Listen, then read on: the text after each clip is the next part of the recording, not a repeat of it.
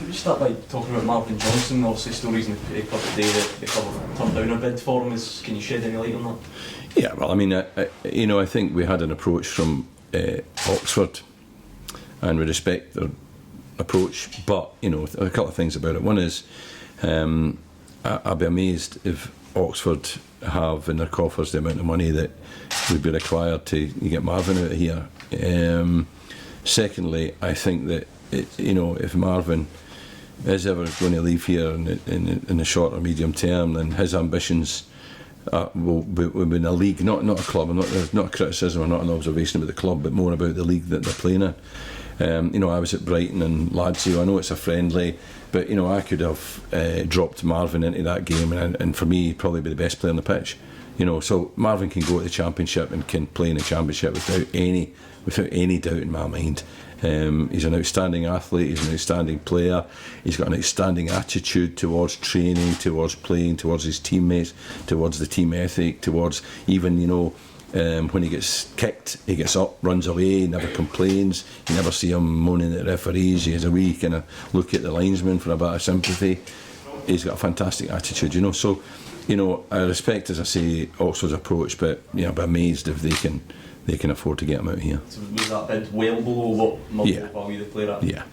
Is the danger now then that his head gets turned? How do you manage to keep him focused? Well, because of all the things I've just said, I don't think it will. I think Marvin is a lad that he's got a lovely kind of modest attitude about him. He's ambitious, I know, but Marvin will be fine. Are you aware of any other interest apart from Oxford? We've heard rumours like you've heard, but there's nothing concrete. No. How hard would it be to keep, players of his quality at this club if bigger sides come in? No, impossible. The problem you've got is not just about our situation, what we require in terms of finances, but also from the players' point of view. The sort of salaries that are getting offered. I spoke to somebody at Brighton on Saturday, and the expression they used is that the place down there is awash with money. Because people are trying to get good players and there's not enough.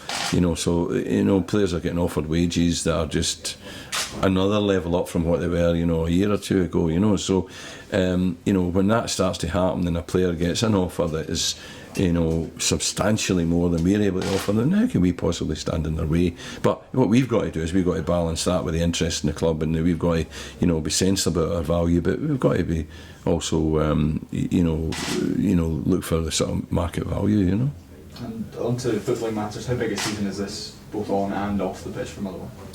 It's another season. I think that every season is the same, only different. I think that each club in the Scottish Premier League, I think, starts again. Maybe even Celtic to a degree. They've got a new manager. They've got new players. Rangers have come up. They've got a few new players. So it's not like there's a kind of a total sort of continuity, So we finished 5th last year and we were doing quite well. It's not a case that we just then go and roll on for that. It's start again. Now that means that we might finish 5th or we might finish 4th, but we don't know that sitting here today. We have to get the league season underway, and 2 games in against each team, 2 rounds in, we might have a better picture of where we're going to expect to be competing.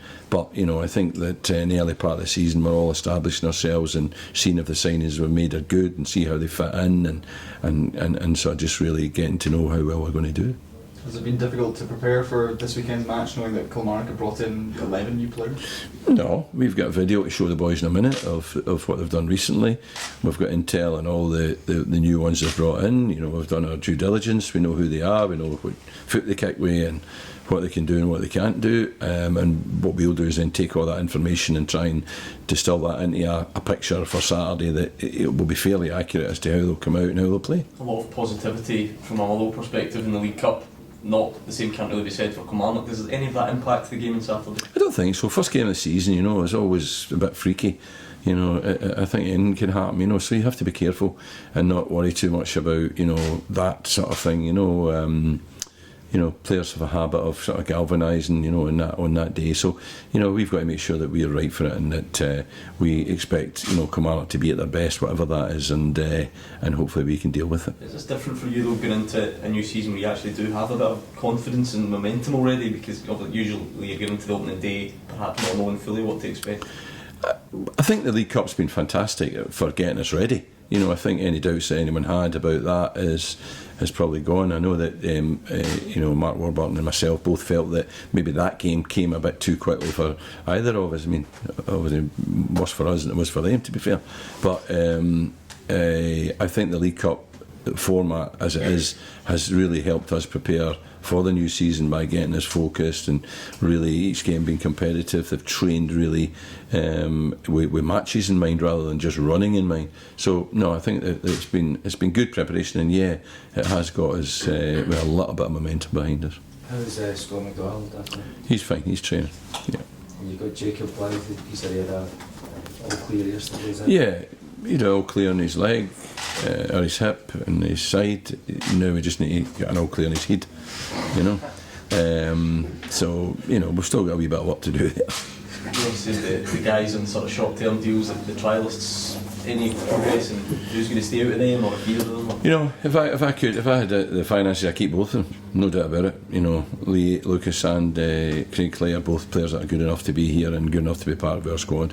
The fact is we probably don't need both of them, and the fact is that at this moment in time we probably don't have the financial ability maybe to keep either of them. So, that remains to be seen, but they've both done well, and they're both players that I would like to keep. What is the situation in terms of when does the decision have to be made by a certain point? When do they... No, only to be fair to them, because if they're not going to stay here, they're going to have to get themselves a club, and that was known. Now, Lee was set back obviously with his injury, and that's held that up a little bit. Craig Clay is more about ourselves and having the ability to actually make him an offer that he's going to accept and sign. So it's getting to a point now where we're going to have to make a decision, because Craig has other offers. Lee's different. We're going to get him fit first and then decide what we do about that. So in either case it's slightly different.